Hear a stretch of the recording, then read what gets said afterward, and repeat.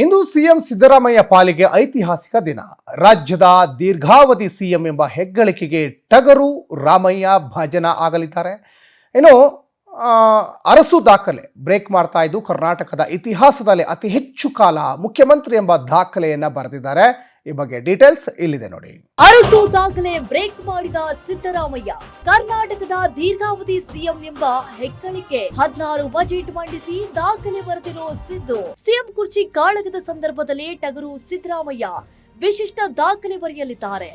ಜನವರಿ 6ರಂದು ಅರಸು ದಾಖಲೆ ಬ್ರೇಕ್ ಮಾಡಿ ರಾಜ್ಯದಲ್ಲಿ ಅತಿ ಹೆಚ್ಚು ಅವಧಿಗೆ ರಾಜ್ಯದ ಸಿಎಂ ಎಂಬ ಹೆಗ್ಗಳಿಕೆಗೆ ಪಾತ್ರರಾಗಲಿದ್ದಾರೆ. ದೇವರಾಜ ಅರಸು ಅವರು 7 ವರ್ಷ 239 ದಿನಗಳ ಕಾಲ ರಾಜ್ಯದ ಮುಖ್ಯಮಂತ್ರಿಯಾಗಿದ್ರು. ಆ ದಾಖಲೆಯನ್ನ ಸಿದ್ದರಾಮಯ್ಯ ಸರಿಗಟ್ಟಿ ಮುನ್ನುಗ್ತಿದ್ದಾರೆ. ಅರಸು ದಾಖಲೆಯನ್ನ ಅಳಿಸಿ ಹಾಕಲಿದ್ದಾರೆ. ಟಗರು ದರ್ಬಾರ್ 2013ರಿಂದ 2018ರಲ್ಲಿ ಮೊದಲ ಬಾರಿಗೆ ಸಿಎಂ ಪಟ್ಟಕ್ಕೇರಿದ ಸಿದ್ದರಾಮಯ್ಯ ಆಗ 1829 ದಿನಗಳ ಕಾಲ ಸಿಎಂ ಆಗಿ ಆಡಳಿತ ನಡೆಸಿದ್ರು. ಇದೀಗ 2ನೇ ಅವಧಿಗೆ ರಾಜ್ಯದ ಮುಖ್ಯಮಂತ್ರಿಯಾಗಿದ್ದಾರೆ. ಈ ಮೂಲಕ ಜನವರಿ 6ರಂದು ದೇವರಾಜು ಅರಸು ದಾಖಲೆ ಸರಿಗಟ್ಟಲಿದ್ದಾರೆ. ಈ ಬಗ್ಗೆ ಸಿಎಂ ಖುದ್ದು ಸಂತೋಷವನ್ನ ಹಂಚಿಕೊಂಡಿದ್ದಾರೆ. ಮೈಸೂರಿನಲ್ಲಿ ಮಾತನಾಡಿದ ಸಿಎಂ, ಜನರ ಆಶೀರ್ವಾದದಿಂದ ದೇವರಾಜು ಅರಸು ದಾಖಲೆ ಬ್ರೇಕ್ ಆಗ್ತಾ ಇದೆ. ಖುಷಿ ಅಂದ್ರೆ ಅರಸು ನಾನು ಒಂದೇ ಜಿಲ್ಲೆಯವರು. ನನಗೂ ಅರಸುಗೂ ಯಾವುದೇ ಹೋಲಿಕೆ ಇಲ್ಲ. ದಾಖಲೆಗಳು ಶಾಶ್ವತವಲ್ಲ. ಕ್ರಿಕೆಟ್ನಲ್ಲಿ ಸಚಿನ್ ದಾಖಲೆ ಕೊಹ್ಲಿ ಮುರಿದಿಲ್ವೇ? ಮುಂದೆ ಯಾರಾದ್ರೂ ನನ್ನ ದಾಖಲೆ ಮುರಿಯಬಹುದು ಅಂದ್ರು.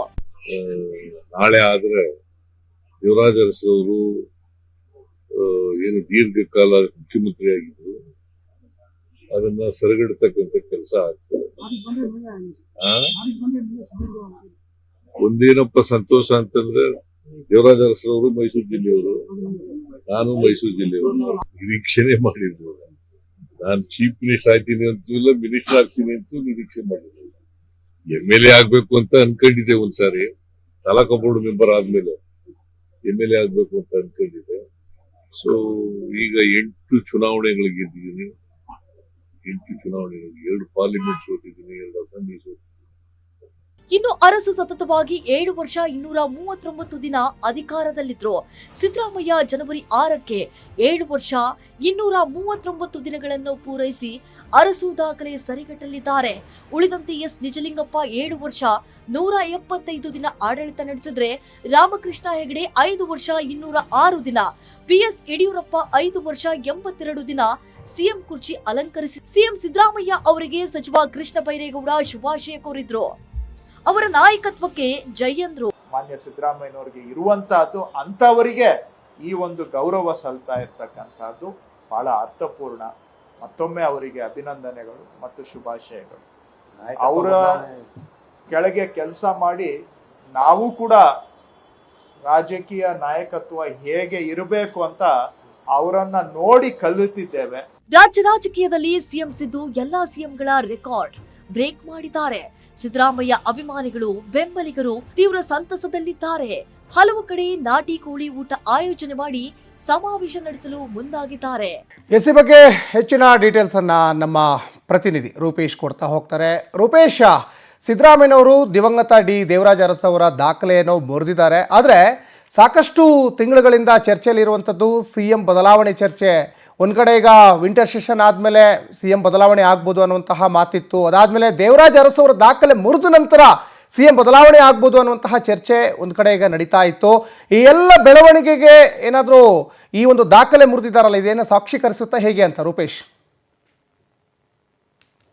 ದೇವರಾಜ ಅರಸಿನ ದಾಖಲೆಯನ್ನು ಇವತ್ತಿಗೆ ಸರಿಗಟ್ಟಿದ್ದಾರೆ. ನಾಳೆಗೆ ಈ ದಾಖಲೆಯನ್ನು ಮುರಿತಾರೆ. ದೇವರಾಜ ಅರಸು ಅವರು ಚಿಕ್ಕ ಸಮುದಾಯದಿಂದ ಬಂದು ಒಟ್ಟಾರೆಯಾಗಿ 7 ವರ್ಷಗಳ ಕಾಲ ಇವರು ಇನ್ನು ಅಧಿಕಾರ ನಡೆಸಿದ್ರು. 2792 ದಿನಗಳ ಕಾಲ ಅಧಿಕಾರ ಮಾಡಿದ್ದು ಇದು ಇಡೀ ರಾಜ್ಯದಲ್ಲೇ ದಾಖಲೆ. ಯಾಕಂತ ಹೇಳಿದ್ರೆ ಯಾವುದೇ ನಾಯಕರಿರ್ಬೋದು ಅವರಷ್ಟು ಅಧಿಕಾರವನ್ನ ಸಿಎಂ ಆಗಿ ಅಧಿಕಾರವನ್ನ ಮಾಡಿರ್ಲಿಲ್ಲ.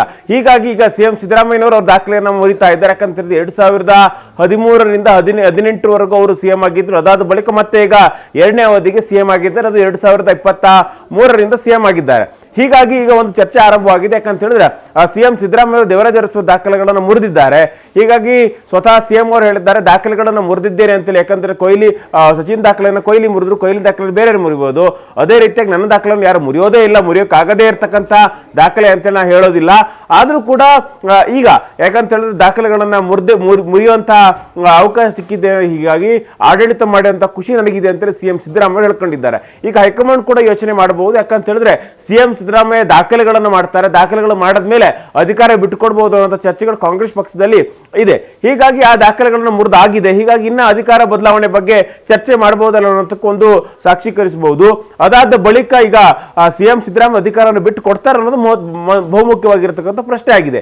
ಯಾಕಂತ ಹೇಳಿದ್ರೆ ಈಗ ಸಿಎಂ ಸಿದ್ದರಾಮಯ್ಯನವರು ಬಲವಾಗಿ ಕುರ್ಚಿ ಮೇಲೆ ಕೂತಂತ ಕಾಣ್ತಾ ಇದೆ. ಯಾಕಂತ ಹೇಳಿದ್ರೆ ಎಲ್ಲಾ ವರ್ಗದ ನಾಯಕರು ಸಿಎಂ ಸಿದ್ದರಾಮಯ್ಯ ಜೊತೆ ಇದ್ದಾರೆ. ಅದೇ ರೀತಿ ಡಿ ಕೆ ಶಿವಕುಮಾರ್ ಅಧಿಕಾರ ಬಿಟ್ಟುಕೊಳ್ಳಿಕ್ಕೆ ಹಲವಾರು ಜನ ಶಾಸಕರು ಕೂಡ ಒಪ್ತಾ ಇಲ್ಲ. ಹೀಗಾಗಿ ಇದರ ಕಾರಣಗಳಿಟ್ಕೊಂಡು ಸಿಎಂ ಸಿದ್ದರಾಮಯ್ಯ ಇನ್ನಷ್ಟು ದಿನಗಳ ಕಾಲ ಅಧಿಕಾರ ನಡೆಸಬೇಕು ಈ ಪ್ರಯತ್ನವನ್ನು ಮಾಡ್ತಾ ಇದ್ದಾರೆ. ಇದರ ಭಾಗವಾಗಿ ಸಂಕ್ರಾಂತಿ ಬಳಿಕ ಒಂದು ಬಜೆಟ್ ಪ್ರಿಪರೇಷನ್ ಅನ್ನು ಕೂಡ ಮಾಡ್ತೀವಿ ಅಂತೇಳಿ ಸಿಎಂ ಸಿದ್ದರಾಮಯ್ಯ ಘೋಷಣೆ ಮಾಡಿದ್ದಾರೆ. ಹೀಗಾಗಿ ಸದ್ಯದ ವರ್ತಮಾನಗಳು ನೋಡ್ತಾ ಇದೆ ಸಿಎಂ ಸಿದ್ದರಾಮಯ್ಯ ಅಧಿಕಾರನ ಕೆಳಗಿಳಿಯೋದು ಸ್ವಲ್ಪ ತಡ ಆಗ್ಬೋದು ಅಂತ ಹೇಳಲಾಗ್ತಾ ಇದೆ. ಸಚಿನ್, ಧನ್ಯವಾದ ರೂಪೇಶ್ ತಮ್ಮೆಲ್ಲ ಡೀಟೇಲ್ಸ್ಗಾಗಿ.